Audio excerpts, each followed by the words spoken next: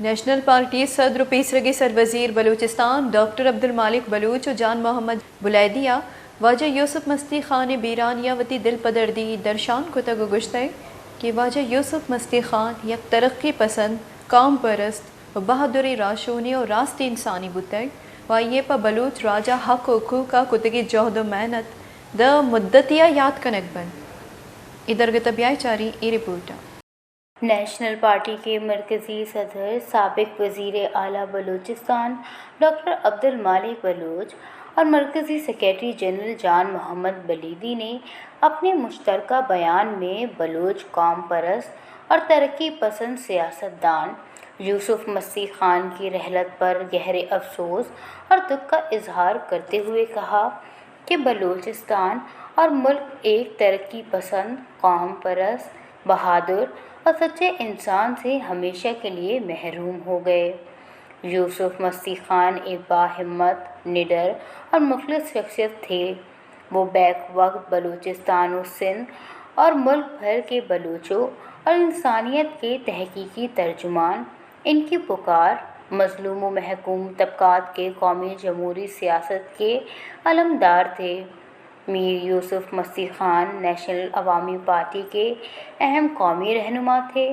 انہوں نے بابائے بلوچستان میر غوث بخش بزنجو اور لالا لال بخش رند، سردار عطا اللہ خان منگل اور خیر بخش خان مری سمیت قوم پرست و ترقی پسند قیادت کے ساتھ مل کر ملک میں مارشل لاء کے خلاف جمہوریت اور انسانی وقار کی بلندی کے لیے بھرپور سیاسی جدوجہد کی۔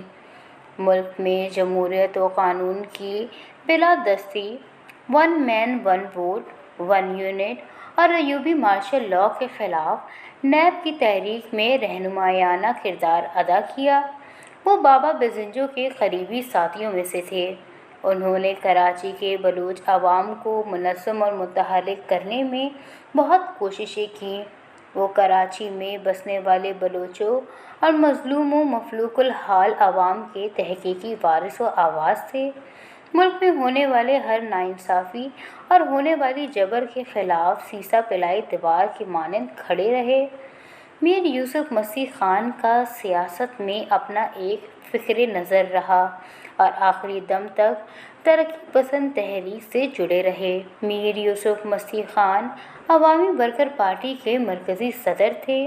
ان کی رحلت سے جہاں بلوچ و بلوچستان ایک توانا اور سچے رہنما سے محروم ہوئے، وہاں عوامی ورکر پارٹی اور مستی خاندان ایک مدبر اور دور اندیش سربراہ سے محروم ہو گئے۔